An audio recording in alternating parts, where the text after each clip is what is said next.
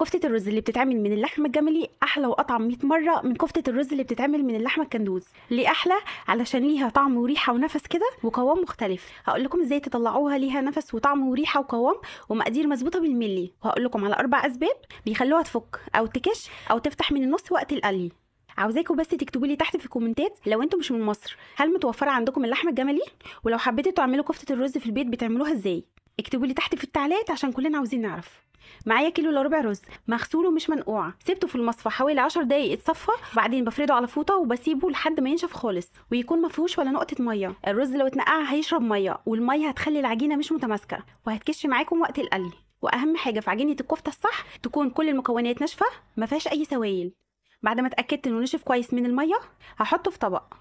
وبالنسبه للخضره اللي هستخدمها فهستخدم كزبره وبقدونس بس.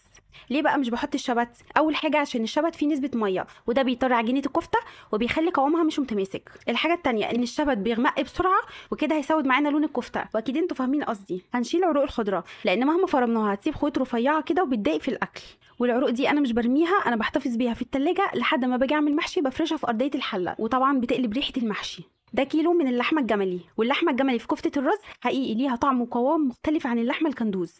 القطعيه الحلوه اللي هتستخدموها في كفته الرز بتبقى من الرقبه لانها مصمغه، يعني لزجه وفيها مطه وبتخلي الكفته جوسي كده وبتديها طراوه، لان بيبقى موجود فيها تكتلات جيلاتينيه ودي بتدي طراوه للكفته.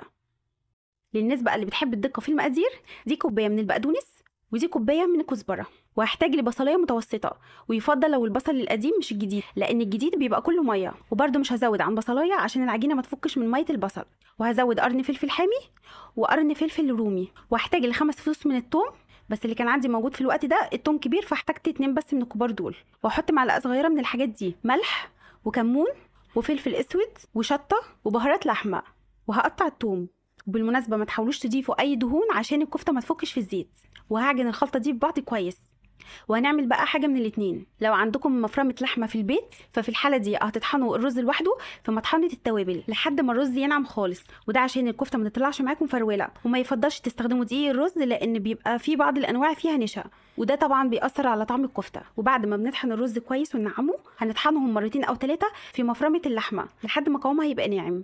الحاجه التانية انكم تفرموها عند الجزار زي ما انا هعمل، والانضف طبعا انكم تعجنوها في البيت وتودوها للجزار على الفرن على طول، ويا ريت تستنضفوا جزار.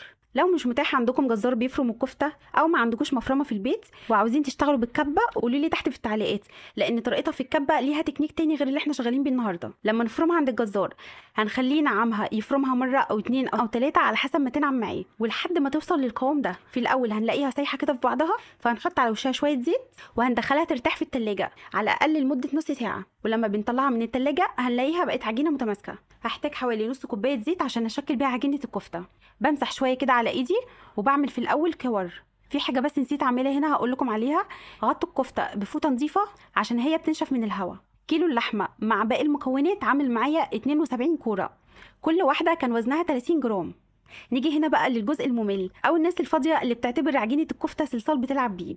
باخد واحده كده في الاول وهصبعها شويه وبكون دهنه ايدي زيت، وزي ما بنعمل في ورق العنب لما بنيجي نلفه على كيس، ويفضل تستخدموا طبعا كيس تقيل عن ده لان ده عذبني وفي الوقت ده ما كانش عندي غيره. وبشوب ستيكس او قلم هتلفوا صباع الكفته بالشكل ده. طبعا لو الكيس تقيل اسحبه مره واحده وهينجز معايا.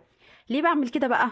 عشان الصباع يبقى كله نفس المستوى وما يبقاش تخين من النص ورفيع من الاطراف، وفي الاخر كله هيبقى نفس التسويه. ممكن تشكلوه على ايديكم مفيش مشكله، وتقدروا تشيلوا منه جزء في الفريزر في المرحله دي لو انتوا عاوزين تطلعوها وتاكلوها متحمره. لكن لو عاوزين تخزنوها او تعملوها في الصلصه على طول فهتخزنوها بعد ما تتحمر وتطلعوا منها على طول على التسبيكه. الزيت اللي هقلي فيه الكفته يكون غزير والنار تكون متوسطه، ما تكونش عاليه ولا واطيه.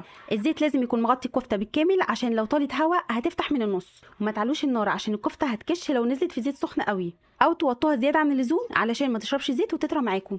اول ما بلاقيها اتشمعت يعني بدات تنشف وتمسك نفسها بنقلبها، واللي نزلوا الاول وتحمروا هنطلعهم، ولما هنطلعهم على مصفى، ما ينفعش على مناديل عشان الكفته ما تطراش معاكم. شايفين شكلها عامل ازاي؟ حاسه ان الريحه طالعه من الشاشه.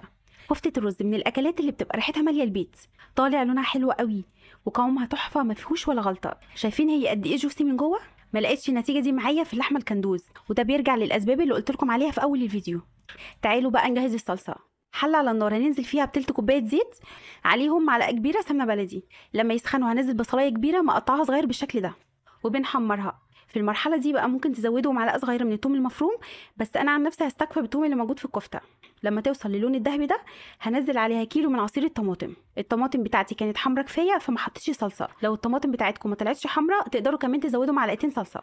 بالنسبه للتوابل اللي معايا معلقه كبيره ملح، ومعلقه صغيره لكل من الكمون والكزبره والشطه والبابريكا والسكر، ونص معلقه صغيره من الفلفل الاسود. هقلبها وهغطيها لحد ما تتسبك. لما الطماطم تتسبك والميه تتبخر ونلاقيها نشفت كده هزود عليها حوالي كوبايه ونص ميه لحد ما تبقى صيصه معايا بالشكل ده، عشان لما نحط الكفته الرز اللي فيها هينزل نشا فطبيعي الصلصه هتتقل. وبنقلبها في الصلصه، ولما تبدا بالغليان هنهدي عليها النار لمده تلت ساعه وتابعوها، ولو لقيتوها تقلت هتزودوا ميه شويه بشويه. ودي اظبط طريقه لتسويه الكفته. وهنقدمها مع رز بالشعريه، واجباري هتعملوا معاها بتنجان مقلي وفلفل، ده لو انتوا بتحبوه يعني. وممكن كمان تزودوا بطاطس مع الكفته وهي بتتسبك، بتبقى واخده من طعم الكفته وتحفه. شايفين قوام الكفته عامل ازاي؟ المعادله الصعبه جوسي ومتماسكه وملمسها ناعم ومش متشققه، ومن جوه لونها فاتح وفي نفس الوقت مستويه كويس ومش مكتومه. لو طالعه معاكم كده اعرفوا انكم ظبطتوا العجينه من الاول. خلاصه الفيديو عشان تعملوا عجينه ناجحه لكفته الرز كل مره من غير ما تفك ولا تكش ولا تفتح من النص وقت القلي ويبقى ملمسها ناعم. اول حاجه لو العجينه فيها ميه بزياده من البصل او الرز، لما ننزل الكفته في الزيت الميه هتتبخر والكفته هتكش. الحاجه الثانيه لو نسبه الدهون في اللحمه عاليه وقت القلي الدهون دي بتسيح في الزيت وبرده هتخلي الكفته تكش. وثالث حاجه عجينه الكفته نعجنها كويس لحد ما تبقى ناعمه، عشان لو خشنا هنلاقي قوامها مفرول وهتفك في الزيت. ولازم نسيبها ترتاح في التلاجة على الاقل نص ساعه عشان تبقى متماسكه. ولو شلتوها في الفريزر وحبيتوا تطلعوها لازم تسيبوها بدرجه حراره المطبخ او تطلعوها في التلاجة من قبلها بيوم قبل ما تقلوها. ولو خدتوها من الفريزر على طول وهي متلجه وقليتوها هتلاقوها من بره متحمره ومن جوه هتفضل نيه، وكمان عشان ما تفرقعش معاكم في الزيت وتبهدل الدنيا. رابع حاجه بقى الزيت اللي هنقلي فيه الكفته النار تكون متوسطه، ولو عاليه الكفته هتحمر من بره بسرعه ومن جوه هتفضل نيه، ولو النار واطيه زياده عن اللزوم الكفته هتشرب زيت وهتبقى طريه. نار متوسطه يعني كفته مستويه من جوه ومقرمشه من بره. واهم حاجه تلتزموا بالمقادير اللي قلتها لكم في الفيديو، لان اظبط مقادير اشتغلت بيها. وقطعيه اللحمه المظبوطه تكون من الرقبه، لان زي ما قلت لكم فيها نسبه عاليه من الكولاجين، والكولاجين ده بيتحول لجيلاتين طبيعي وده بيخلي اللحمه طريه وفي نفس الوقت ماسكه نفسها وفيها لمعه ومش مطفيه، ونسبه الدهون اللي في الرقبه مظبوطه. والجيلاتين سر من اسرار طراوه الكفته. قريت كتير في جروبات ان الناس دايما بتشتكي من كفته الرز انها بتفك او بتكش او بتطلع مفروله وقوامها خشن او بتفتح من النص وقت القلي. المقادير اللي قلت لكم عليها متوازنه جدا، ظابطه طعم الكفته وفي نفس الوقت مش مغطيه على طعم اللحمه. سامحوني بقى اذا كنت طولت عليكم في الفيديو، بس كنت عاوزه اقول لكم على كل التفاصيل بدقه، لان بفرح جدا لما بتجربوا وصفه وبتنجح معاكم. خلاص العيد الكبير قرب، اعملوا سيف بقى للفيديو لان متاكده انكم هتحتاجوه، ويا ريت كمان تعملوا لايك تقديرا لمجهودي في فيديو زي ده. اشوفكم على خير قريب في فيديو جديد، وكل سنه وانتم طيبين.